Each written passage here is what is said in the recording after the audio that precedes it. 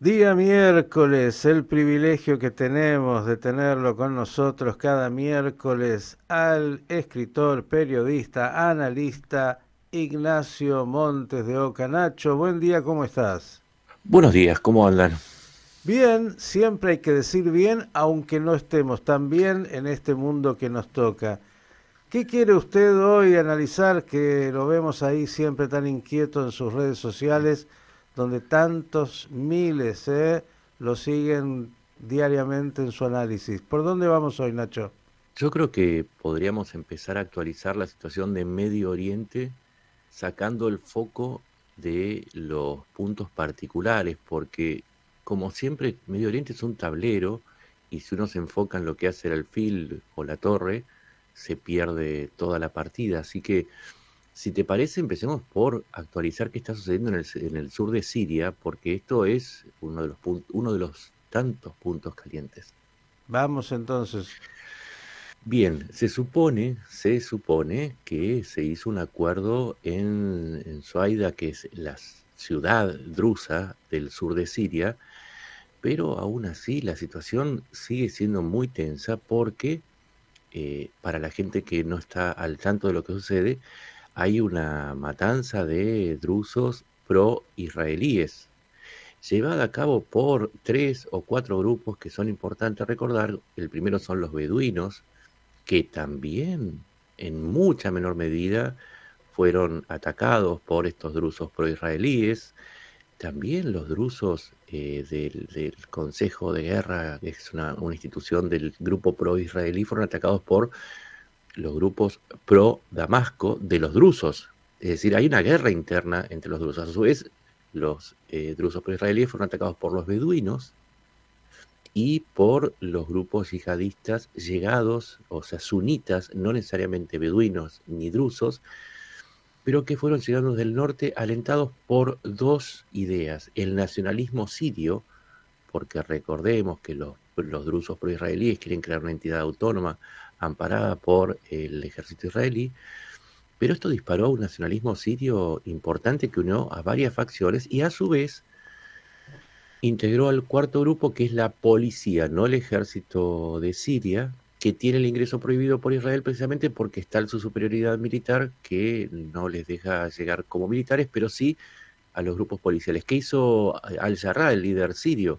Dijo: está bien, nosotros firmamos un acuerdo, no vamos a intervenir directamente, vamos a dar un apoyo policial, pero tiene que ser la propia región la que decida. Y en esa propia región que decide, están ganando los grupos anti-israelíes, con lo cual se está creando, y acá esto es muy importante para Israel, se está creando un sentimiento anti-israelí en la frontera norte, que ya no tiene que ver con Hezbollah, sino que tiene que ver con una miríada de grupos que antes no estaban, no tenían a Israel entre sus objetivos. Así que tengo que decir con la mirada crítica siempre, sabiendo que todos saben que apoyo, a quién apoyo básicamente, pero tengo que decir que lo que parecía una victoria táctica se ha convertido en una derrota política porque se ha calentado innecesariamente el frente norte de Israel con la llegada de nuevos grupos y la consolidación de una idea que no es necesariamente favorable a la seguridad de Israel en un momento tan crítico. Qué complejo todo lo que contás y que sabemos. Justo recién veníamos de la corresponsal de Israel con las noticias, ¿no? Pero esto que has marcado, sobre todo para nuestra visión occidental y tan alejada, donde más allá de las internas que aquí vivimos entre distintas tendencias políticas y visiones e intereses, bueno, aquí por suerte hasta hoy la gran mayoría está desarmada y Ujú. no resuelven los conflictos a partir de la violencia, violencia extrema. Ahí estamos hablando de otra realidad que es tan distinta. Absolutamente. Estamos hablando de grupos armados, y cuando hablamos de grupos armados no estamos diciendo que hay gente con fusiles, hay gente con morteros, con cañones, con blindados. Y cuando se desata la violencia, se desatan unos límites que nosotros no tenemos noción. Y además ahora se sumó un nuevo actor. Hace unas horas, Turquía anunció que firmó un acuerdo con el gobierno de Siria para proveerle de material y entrenamiento militar. ¿Esto qué significa? Que Turquía se mete de lleno y ahora ya lo había hecho, obviamente apoya algunas de las facciones que derrocaron al-Assad. El HTS se había cortado, por ejemplo, el Ejército Nacional Sirio, que había participado del derrocamiento, era una fuerza secundaria apoyada por Turquía, que se dedicaba más que nada a perseguir a los kurdos. Se acopló a la derrota de al-Assad, pero ahora al-Jarrah, por lo que comentamos antes, corrió al amparo de Turquía, con lo cual Turquía avanzó hacia la frontera con Israel de manera formal. Y al mismo tiempo, Israel enfrenta un momento crítico. Siempre digo lo mismo, no hay que confundir victorias militares con victorias políticas. La política y lo militar van a veces por carriles muy separados. Mientras tanto, Israel está bajo el asedio diplomático de la Unión Europea, que está calificando a Israel como genocida, para decirlo de alguna manera, por lo que está sucediendo en Gaza. En Gaza hay un problema extremadamente grave que es político de nuevo, no es militar. La parte militar va por otro lado, que ahora lo vamos a contar. Hay hambre en Gaza, eso es real. Hay hambre en Gaza, hay enormes cantidades de alimentos en la frontera con Egipto, pero ¿qué ha sucedido? Al ser desplazada la ONU a través de la UNRWA, esa agencia que es hipercorrupta y que ayudó a Hamas a crear las condiciones del 7 de octubre, fue reemplazada por una agencia de reparto de alimentos formada principalmente por Israel y con ayuda de Estados Unidos. ¿Cuál es el problema? Que como Israel controla el ingreso de estos alimentos y esta agencia es la encargada de distribuir, pero no tiene contacto real con todas las facciones, con todos los clanes que existen en Gaza, hay un enorme nudo de logístico en la frontera y millones de toneladas, literalmente, estoy hablando de casi 70 millones de toneladas de alimentos que no se están repartiendo en Gaza. ¿Todo esto por qué? Porque la guerra continúa y porque nadie puede saber qué va a suceder o qué sucede una vez que el alimento es entregado. A partir de ese momento en que es entregado empieza la violencia. Como vos bien decías, no es una violencia, no es que se agarran a trompadas o a patadas. Hay fusiles, hay balas, hay todo tipo de armamentos. Entonces, no se puede entregar el alimento, hay hambre en Gaza y el problema está en que, y ahora cierro con esto, todavía Hamas no fue derrotado, pero no solamente no fue derrotado Hamas, sino también estos clanes justamente que participan en la distribución de la comida. Y no se resuelve la crisis de los rehenes. Siempre estamos recordando que los rehenes llevan más de 500 días cautivos, están siendo asesinados. ¿Y cuál es el problema que surgió ahora? Es que Hamas no quiere hacer un acuerdo. Como siempre, los terroristas no quieren hacer acuerdos, no quieren entregar a los rehenes. Y nos venimos a enterar que además Hamas está diciendo algo. No solamente no quiero entregar los rehenes, sino que además no los tengo todos yo, sino que hay grupos palestinos que los tienen para negociar por su parte. Y acá volvemos al problema de los alimentos. Ellos quieren llegar a un acuerdo y todos están negociando el hambre de Gaza por los rehenes que tienen. Los rehenes son una moneda de cambio macabra, funesta, y esto trae que Israel no pueda resolver un problema que se ha creado a partir del ataque sobre Gaza y sea condenado por la Unión Europea y por otros países como Turquía. Y entonces tenemos un problema complejísimo que va desde Siria hasta Gaza, pero que además ahora se le suma el problema de los palestinos en el Líbano, que están reclamando el retiro de las tropas israelíes, diciendo que Hezbollah es un problema, pero Israel es otro.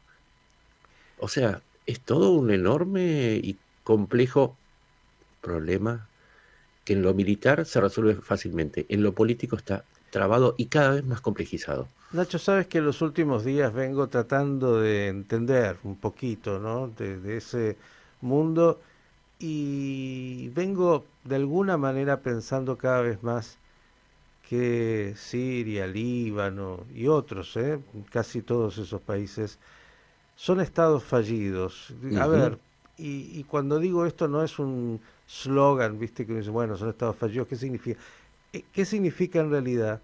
Significa que son países donde hay tantos clanes y grupos distintos que pelean unos contra otros que son inmanejables, es decir, porque hay tiranías, voy a incluir por ejemplo a Egipto, ¿no? No es que el Sisi sea un demócrata, Sí, sí, sí, hizo un por, golpe de Estado, sí, hizo un golpe de Estado y llegó por un golpe de Estado, es un dictador militar, sí. claro, digo, no hay esta concepción europea, ya que usted habló de Europa, de otros lugares, donde se parece mucho más a la ex Yugoslavia. Digo, estamos hablando de países donde internamente están permanentemente en una eclosión, con lo cual todo es mucho más complicado porque no es que, bueno, el gobierno central, sí, a veces el gobierno central, a partir del poder y de la tiranía, puede más o menos controlar a esos grupos, pero esos grupos siguen existiendo, siguen Ujú. interactuando y siguen siendo un poder inmanejable muchas veces.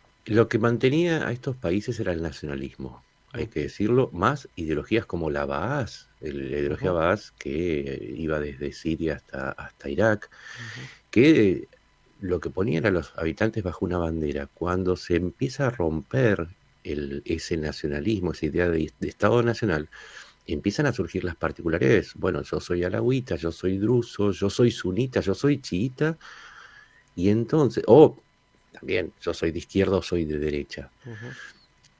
El único país, y esto hay que decirlo de una manera, hay dos grupos de países que se mantienen estables. Uno es Israel.